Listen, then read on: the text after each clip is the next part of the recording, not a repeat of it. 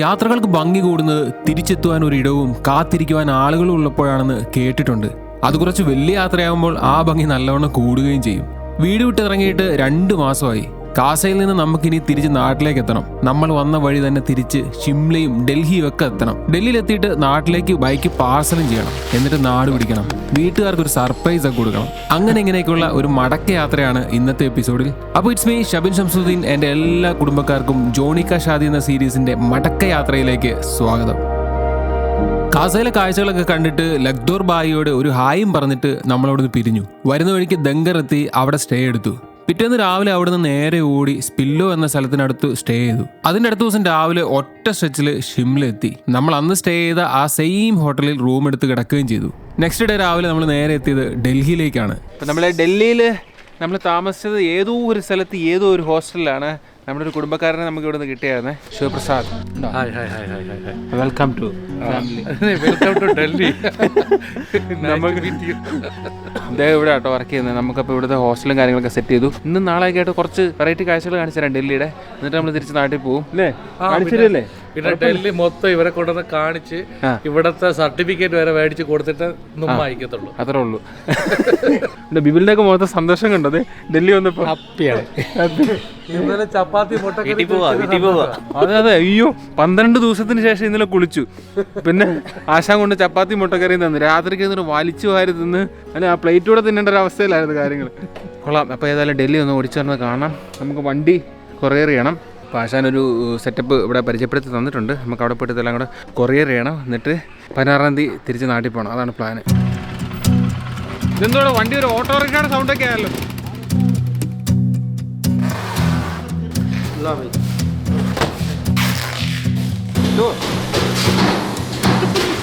ഇത് നിങ്ങൾ കുടുംബക്കാർ കേൾക്കാൻ വേണ്ടി പറയാണ്. ഞാൻ ഇതൊക്കെ എല്ലാം സെറ്റ് ചെയ്ത് കൊടുത്തിട്ടുണ്ട്. ഭയങ്കര വിഷമത്തിലായിരുന്നു. പക്ഷെ 3 പേരും നല്ല ഹാപ്പിയായി അല്ലേ? ഹാപ്പി ആയില്ലെങ്കിൽ പറയാം. ഹാപ്പി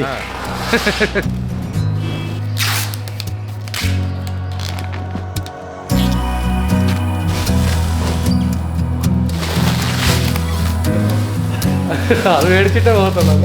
നല്ലത് കണ്ട നല്ലതെന്ന് പറയണമല്ലോ. അകത്ത് നല്ല കിട്ടില്ല പാക്കിംഗ് ആണ്. ഞാൻ ആദ്യമായിട്ടാണ് ബൈക്ക് ഇത്രയും സെറ്റപ്പായിട്ട് പാക്ക് ചെയ്തിരിക്കുന്നത് കാണുന്നത്. ലൈറ്റ് പോയി വന്നു.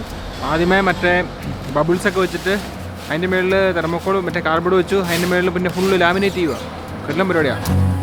സന്തോഷമായോ? ഹാപ്പിയായി. നമ്മൾ തോന്നിയിരുന്നിട്ട് പോലും ഇത്രയും വരത്തില്ല.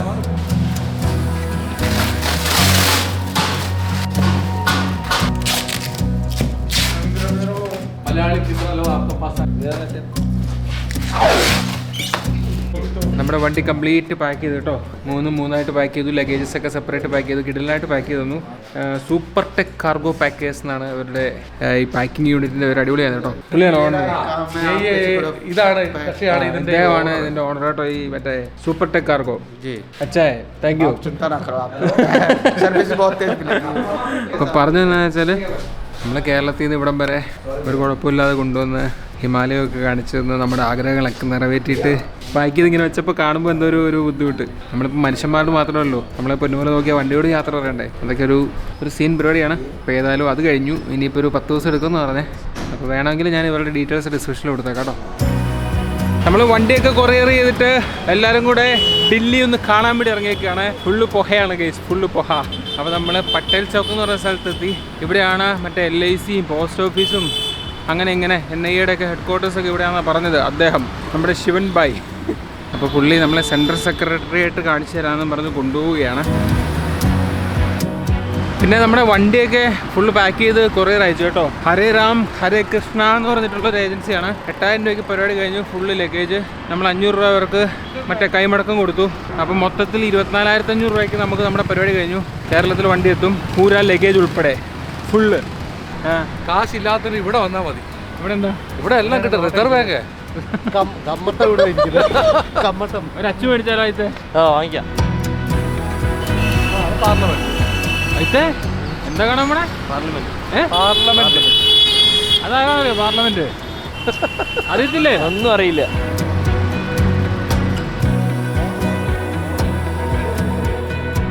നമ്മളിത് ഇപ്പം നിൽക്കുന്നത് എവിടെയാണെന്നറിയോ? സെൻട്രൽ സെക്രട്ടേറിയറ്റിൻ്റെ നടുക്കാണ്. ഇത് നമുക്ക് പണ്ട് ബ്രിട്ടീഷുകാർ പണിഞ്ഞ ബിൽഡിങ്. കുറ്റം പരിപാടി കേട്ടോ. ഫുൾ എക്കോയാണ് അവിടെ. എന്ത് വരിപ്പോ അന്നിട്ട ടൈലും കാര്യങ്ങളൊക്കെ അതുപോലെ തന്നെ കിടപ്പുണ്ട്. ഇന്ത്യ സ്വാതന്ത്ര്യം കിട്ടിയില്ലേ, ആ സമയത്ത് നമ്മുടെ ജവഹർലാൽ നെഹ്റു നിന്ന് സംസാരിച്ച സ്ഥലമായത്. ഇവിടെയാണ് അവർ കൊടിയൊക്കെ പൊക്കിയതും ഇവിടെയാണ് ആൾക്കാരെല്ലാം കൂടിയതും. എന്താ ഫീല് കേട്ടാ. ഇവിടെ 3-4 മിനിസ്ട്രികളുണ്ട്, ഹെഡ് ക്വാർട്ടേഴ്സ്. ഇത് നോർത്ത് ബ്ലോക്ക്, ഇത് ഫുള്ള് നോർത്ത് ബ്ലോക്ക്, അത് സൗത്ത് ബ്ലോക്ക്. ഇവിടെ പബ്ലിക്കിന് കയറാൻ പറ്റത്തില്ലോ. ഇല്ല, നോട്ട് അലോ. എന്തെങ്കിലും കാര്യം ഉണ്ടെങ്കിൽ മാത്രം അത് അതിനനുസരിച്ചുള്ള പ്രൂഫ് അവരുടെ കയ്യിൽ വേണം, ഉണ്ടെങ്കിൽ മാത്രം കയറാം. ഇത് മൊത്തം അമിത്ഷായുടെ ഓഫീസ്, ഇത് മൊത്തം, അത് മൊത്തം, പിന്നെ അത് മൊത്തം നമ്മുടെ നിർമ്മല സീതാരാമൻ, ഫിനാൻസ് മിനിസ്റ്റർ. ആ സൈഡ് കാണുന്നില്ലേ, അത് കൊണ്ട് നമ്മുടെ രാജ്നാഥ് സിംഗിന്റെ ഓഫീസ്. അത് മൊത്തം ആ ബിൽഡിംഗ്. അത് കഴിഞ്ഞിട്ടാണ് അവിടെയാണ് നമ്മുടെ ആർമി ചീഫ് ഇരിക്കുന്നത്, ആർമിയുടെ നമ്മുടെ ചീഫ്. ഈ സ്ഥലം എന്തായാലും എല്ലാവർക്കും ഓർമ്മ ഉണ്ടാവും. കാരണം വെച്ചാൽ ഒരു 90 കിഡ്സിന് എല്ലാവർക്കും അങ്ങനെയുള്ള ആൾക്കാർക്ക് നല്ല ഓർമ്മ. കാരണം വെച്ചാൽ നമ്മുടെ മമ്മൂട്ടിയുടെ സിനിമ ഇറങ്ങിയില്ലേ, ഇന്ദ്രപ്രസ്ഥ സിനിമ, അതിൽ സിമ്രാനൊക്കെ നന്നായിട്ട് കളിച്ച് രസിക്കുന്ന അത് ഇവിടെയാണ്. ഈ റോഡിൽ നിന്നാണ് കളിക്കുന്നത്. പിന്നെ അതിലൊരു സ്റ്റെപ്പ് അവരൊരു മണ്ഡപത്തിനകത്ത് നിന്ന് കളിക്കുന്ന സ്റ്റെപ്പില്ലേ, അത് ആ ലെഫ്റ്റ് സൈഡിലുള്ളത്. ഞാൻ മറ്റേ റിപ്പബ്ലിക് ഡേ പരേഡ് ഇല്ലേ, അത് ഇവിടെ നിന്ന് സ്റ്റാർട്ട് ചെയ്യുന്നത്. അതിന്റെ റിഹേഴ്സലിന്റെ സമയത്ത് അവിടെ വന്ന് നിന്നിട്ട് ഇങ്ങനെ കണ്ടിട്ടുണ്ട്. ഞാൻ ഇവിടെ നിന്ന് സ്റ്റാർട്ട് ചെയ്യുന്നത്.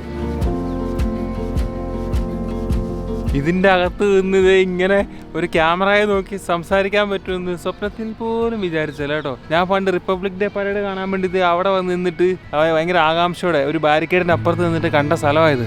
എന്നാൽ ഇത് എനിക്കൊന്ന് കുറേ പടത്തിലുള്ള ഒരു ഫ്രെയിമാണ് ഇത്. മറ്റേ ഈ പരേഡൊക്കെ നടക്കുന്നതായിട്ട് കാണിക്കുന്നില്ലേ, ഭയങ്കര ഫീലാട്ടോ. ആ അപ്പുറത്ത് മറ്റേ വന്ദേ മാതരവും പാടുന്നുണ്ട്, മറ്റേ ബീഗിളം കണ്ടു വെച്ചിട്ട്. രോമാഞ്ചം അതാണ് നമ്മളെ നാടിന്റെ പട്ടാളക്കാരെ കണ്ടാലും അല്ലേ, ഈ ഒരു സാധനമൊക്കെ അങ്ങോട്ട് കേൾക്കുമ്പോണ്ടല്ലോ ഒരു സാധനം അങ്ങോട്ട് അടിച്ചങ്ങോട്ട് കേറും. എല്ലാ ഇന്ത്യക്കാരും അങ്ങനല്ലേ, ഒരു മൂടാണ്. എന്തുമാത്രം സംഭവങ്ങൾക്ക് സാക്ഷ്യം വഹിച്ചിട്ടുള്ള സ്ഥലമായിരിക്കും അത്. ഇന്ത്യ സ്വാതന്ത്ര്യം കിട്ടിയത് തൊട്ട് ഇതുവരെ 2025 വരെ. അമേസിങ്.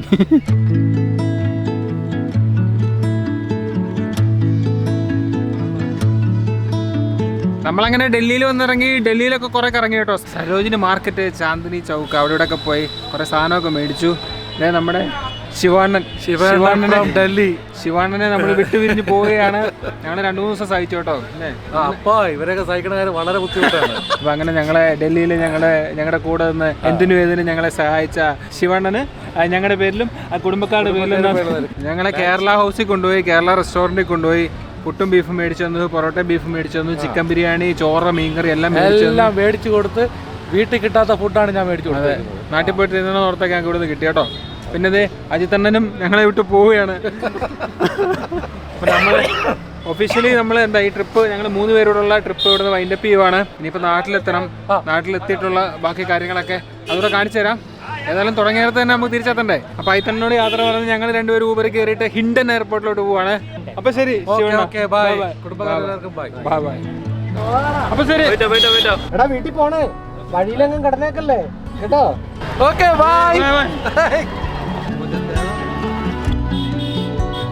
നമ്മൾ ഡൽഹിയോടും സരോജിനി മാർക്കറ്റിനോടും വിട പറഞ്ഞിട്ട് പോവുകയാണ് കേട്ടോ. നമ്മൾ സ്പിരി കഴിഞ്ഞിട്ട് വന്നു, നല്ല ക്ഷീണമായിപ്പോയി. ഇപ്പോൾ ഡൽഹി ഒന്ന് കാര്യമായിട്ടൊക്കെ എക്സ്പ്ലോർ ചെയ്യണമെന്നുണ്ടായിരുന്നു. പിന്നെ നമ്മൾ ഇവിടെ സരോജിനി മാർക്കറ്റിലും ചാന്ദിനി ചൗക്കിലും ഒക്കെ പോയി, അതൊന്നും വീഡിയോ എടുത്തില്ല, ഭയങ്കര ടയർഡായിരുന്നു. അപ്പോൾ അങ്ങനെ നമ്മുടെ ശിവാമച്ചാൻ നമുക്ക് ഒത്തിരി സഹായം ചെയ്തു തന്നു. നമുക്ക് ഹോസ്റ്റൽ സെറ്റ് ചെയ്ത് തന്നു, നമുക്ക് അവിടെ ഇവിടെ കൊണ്ടുപോയി ഫുഡൊക്കെ മേടിച്ചു തന്നു. ഇന്നില്ല, ഈ യാത്രയിൽ നമ്മൾ എന്തോരം ആൾക്കാരെ പരിചയപ്പെട്ടെ. അദ്ദേഹത്തെ നമ്മൾ ആദ്യമായിട്ടാണ് കാണുന്നത്, പക്ഷേ നമ്മുടെ കുടുംബക്കാരനാണ്. അപ്പോൾ അങ്ങനെ ഇനിയിപ്പോൾ നമ്മൾ ഫ്ലൈറ്റ് നോക്കാൻ നേരത്തെ അടുത്തെങ്കിലും ഈ ഡൽഹിയിൽ നിന്ന് ഫ്ലൈറ്റ് ഇല്ലായിരുന്നു. മീൻസ് ഭയങ്കര റേറ്റ്, 20,000 രൂപയ്ക്കായിരുന്നു. ഇൻഡിഗോയുടെ ഇഷ്യൂ ഒക്കെ വന്നതുകൊണ്ട്. അപ്പോൾ നമ്മൾ തന്നെ ഒരു ഹിൻഡൻ എന്ന് പറഞ്ഞിട്ട് UP-യിലെ ഒരു എയർപോർട്ടുണ്ട്. അത് ഇവിടെ നിന്ന് അടുത്താണ്, 30 കിലോമീറ്റർ ഉള്ളൂ ഡൽഹിയിൽ നിന്ന്. അപ്പോൾ അവിടെ നിന്ന് നോക്കിയപ്പോഴത്തേനും 12,000 രൂപ അടുത്ത് ഫ്ലൈറ്റ് കാണിച്ചു. അപ്പോൾ ഞങ്ങളങ്ങനെ അത് ബുക്ക് ചെയ്തു. ഞാനും ബിബിലും കൂടെ അങ്ങോട്ട് പോവുകയാണ്. അജിത്ത് ഡൽഹി എയർപോർട്ടിൽ നിന്ന് ഡയറക്റ്റ് ട്രിവാൻഡ്രം ഫ്ലൈറ്റ് കിട്ടി. അപ്പോൾ ഞങ്ങൾ പിരിഞ്ഞു. ഒഫീഷ്യലി 2 മാസം, എക്സാക്ട്ലി 2 മാസം. നമ്മൾ 2 മാസം മുമ്പുള്ളൊരു 16-ാം തീയതി വീട്ടിൽ നിന്ന് ഇറങ്ങിയേ ചിറ്റടിയിൽ നിന്ന്. ഇന്നിപ്പോൾ വേറൊരു 16-ാം തീയതി നമ്മൾ തിരിച്ചു പോകുന്നു. എൻ്റെ ലൈഫിൽ ഏറ്റവും വലിയ ട്രിപ്പായിരുന്നു കേട്ടോ. ഇനിയിപ്പോൾ വീട്ടിലോട്ടൊന്നും ചെയ്യുന്നത് കാരണം അതിൻ്റെ ഒരു എക്സൈറ്റ്മെൻ്റ് ഉണ്ട്. എല്ലാ യാത്രയുടെയും ഒരു എക്സൈറ്റിംഗ് പാർട്ടെന്ന് വെച്ചാൽ തിരിച്ചെത്തുക എന്നുള്ളൊരു പ്രതീക്ഷയാണല്ലോ. തിരിച്ചെത്തണം. അതോടെ ഞാൻ കാണിച്ചു തരാം. ഏതായാലും അവിടെ ഇറങ്ങുന്നത് നിങ്ങൾ കണ്ടതല്ലേ, തിരിച്ചെത്തുന്ന കൂടെ കാണാം. ഞാൻ പറഞ്ഞിട്ടില്ല വീട്ടിൽ ഇന്ന് വരുമെന്ന്, നാളെ വരുമെന്ന് പറഞ്ഞേക്കുന്നത്. നമ്മൾ ഡൽഹിക്കടുത്തുള്ള ഗാസിയാബാദ് എന്നുള്ള സ്ഥലത്തിൻ്റെ പേര് നോക്കുന്നു, ഹിൻടൺ എയർപോർട്ട്. അവിടെ നിന്ന് നമ്മൾ ഫ്ലൈറ്റ് കയറി നേരെ ചെന്നൈ ഇറങ്ങി. ചെന്നൈയിൽ നിന്ന് അടുത്ത ഫ്ലൈറ്റ് കയറി നമ്മൾ നേരെ കൊച്ചിയിൽ ഇറങ്ങി.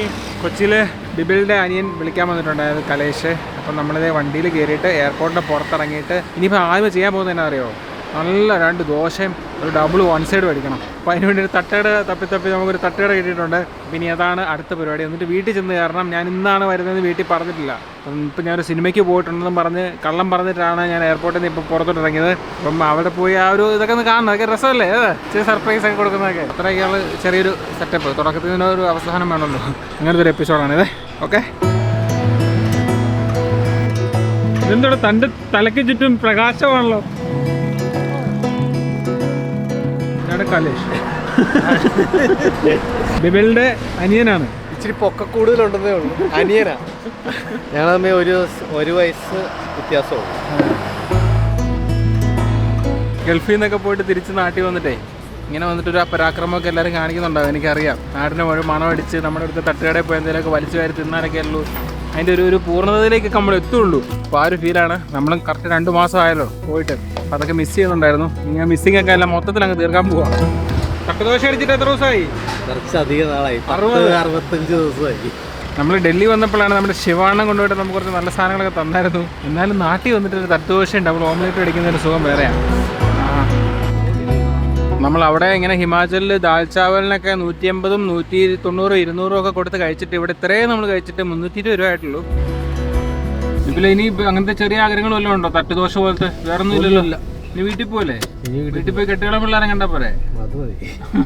ഉറങ്ങി തൂങ്ങി ഞങ്ങളിത് എൻ്റെ വീടിൻ്റെ തൊട്ടടുത്ത് എത്തിയിട്ടുണ്ട് കേട്ടോ. 1:30, 1:45 അച്ഛനെ പോവാം. അപ്പോൾ അടുത്ത ട്രിപ്പിൽ കാണാം ഇൻഷാ അല്ലാ. ഉണ്ടോ? അണ്ണൻ പോവാ. അണ്ണൻ ഞാനിനി വീട്ടിൽ ഇടിച്ച് കയറാൻ പോവാ. രാവിലെ വേണം. രാവിലെ. Okay, bye bye. എന്നാ ശരി.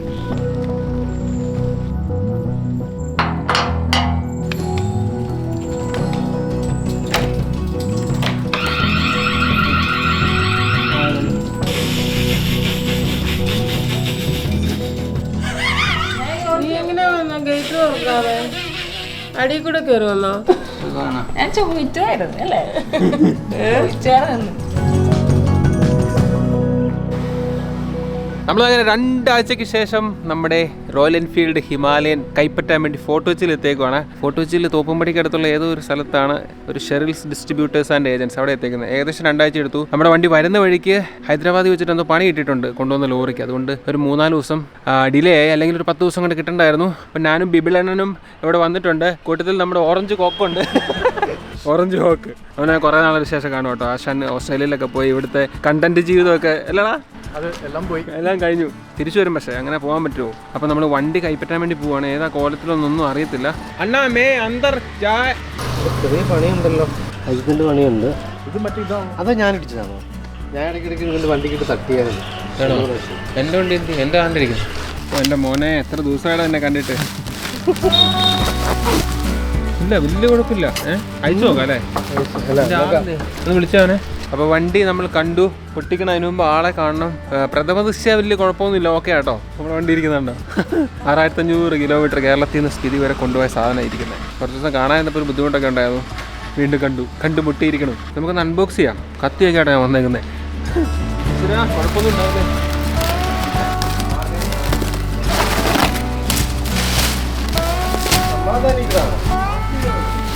സാധാരണ ഇങ്ങനെ വണ്ടി വരാറില്ല. ഇതിലൂടെ അജിത്തിനെ പേടിപ്പിച്ചോണ്ടിരിക്കുക. ഇവിടെ പാനീയസം ഒന്നും കാണുന്നില്ല. നല്ല കൊതുകുണ്ടല്ലോ അവിടെ അറിഞ്ഞ. നല്ല കൊതുകാട്ടോ. ബാക്കി ഉണ്ടായാൽ മതിയായിരുന്നു. എന്തേ വണ്ടി ബോക്സ് വന്നില്ല. എന്നാ ഞാൻ പറഞ്ഞു ഇവിടെ ബോക്സ് പാനൈസ് അല്ല, നമുക്ക് വേറെ മേടിക്കാം. അതാ മെയിൻ. ഞാൻ കാശ് കൊടുത്തു. നമ്മൾ ഈ 10-62 ദിവസം വണ്ടി ഓടിച്ചിട്ടേ വണ്ടി ഇല്ലാതിരുന്ന കുറച്ച് ദിവസങ്ങൾ ഭയങ്കര ഡിപ്രഷൻ. എത്ര ദിവസമാണ്? 21 ദിവസത്തിൽ കൂടുതൽ നമ്മൾ ഒരു സാധനം ഒരു സാധനം നമ്മുടെ കയ്യിലിരുന്ന് കഴിഞ്ഞാൽ നമ്മൾ അതായിട്ട് അറ്റാച്ച്മെന്റ് ആവും. ഇതൊരു അന്യ അറ്റാച്ച്മെന്റ് ആയിരുന്നു. ഒരു രക്ഷയില്ല. എനിക്ക് വീട്ടിൽ പോയിട്ട് ഒരാഴ്ച മിണ്ടാട്ടമൊന്നും ഇല്ലായിരുന്നു. അത് എടുത്തു വെച്ച് നമുക്ക് വീണ്ടും റാപ്പ് ചെയ്യാതെ. നല്ല കട്ടിയുള്ള പ്ലാസ്റ്റിക് കേട്ടോ.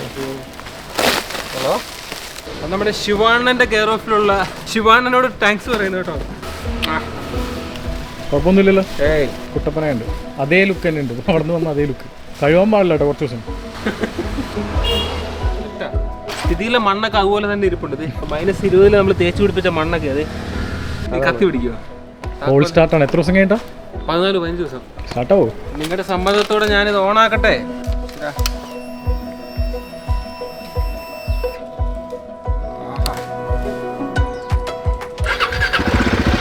ആ ഒറ്റയടിക്ക് സ്റ്റാർട്ടായി.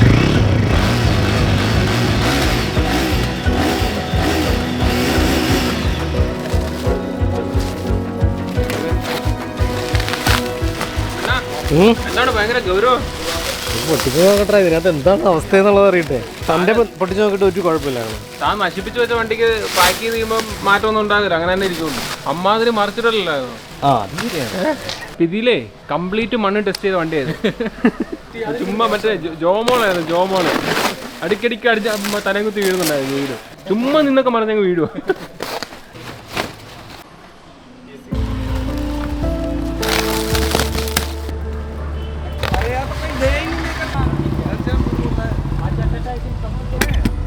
അതെന്നാ അറിയോ, അവന്മാരാ തിരിച്ചിട്ട് അതിന്റെ മേളിലൊന്ന് വെയിറ്റ് ചെയ്തിട്ടുണ്ട്.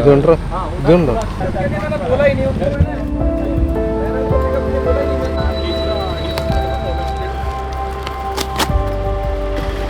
ഇവിടെ മാറ്റി മാറ്റി വെക്ക് നോക്കാം.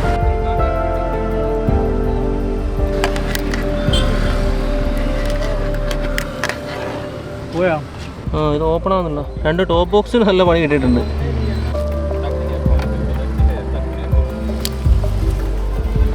ബൈക്ക് നമുക്ക് കുഴപ്പമൊന്നുമില്ല കിട്ടി. പക്ഷേ മറ്റേ പാനിയർ ബോക്സും സാധനമൊക്കെ വേറെ വണ്ടിയിലായിരുന്നു. അത് നമ്മൾ വന്ന് പൊട്ടിച്ച് നോക്കിയപ്പോഴത്തേനും എൻ്റെയും ബിബിളിൻ്റെയും ടോപ്പ് ബോക്സ് കംപ്ലീറ്റ്ലി ക്രഷ് ആയിട്ടുണ്ട്. അതിൻ്റെ പാക്കിങ്ങിൽ എന്തോ ഒരു അപാകത സംഭവിച്ചിട്ടുണ്ട്. അപ്പം നമ്മുടെ അർജുൻ, എനിക്ക് ഹിന്ദി ബോൾത്താൻ അറിയത്തില്ല നല്ലപോലെ. അപ്പം ഇങ്ങനത്തെ സിറ്റുവേഷനിലൊക്കെ നമ്മൾ ബോൾത്തി വരുമ്പോഴത്തേനും വേറെ ആയിട്ട് വരും. അപ്പോൾ അതുകൊണ്ട് അർജുൻ അവിടെ, നമ്മുടെ ശിവ അവിടെ ഡൽഹിയിൽ, ഇവരെല്ലാം കൂടെ എന്തോ കോൺഫറൻസ് ഹോളിൽ എന്തൊക്കെയോ സംസാരിച്ചുകൊണ്ടിരിക്കുകയാണ്.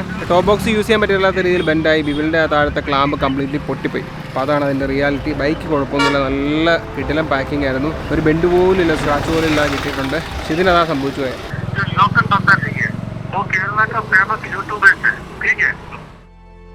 എങ്ങനെ നടക്കുമെന്ന് ഒരു ഉറപ്പില്ലാത്ത സിറ്റുവേഷനിൽ തുടങ്ങിയൊരു യാത്ര. കല്യാണം കൂടാൻ ഇറങ്ങിയിട്ട് മഹാരാഷ്ട്രയും ഗുജറാത്തും രാജസ്ഥാനും ഒക്കെ കടന്ന് ഹിമാചൽ വരെത്തിയ യാത്ര. ലോകത്തെ ഉയരം കൂടിയ വില്ലേജിലെത്തി. അവിടുന്ന് ചായ കുടിച്ചു, എഴുത്തയച്ചു. പോകുന്ന വഴികളിലൊക്കെ കുറേയധികം ആളുകളെ കണ്ടു.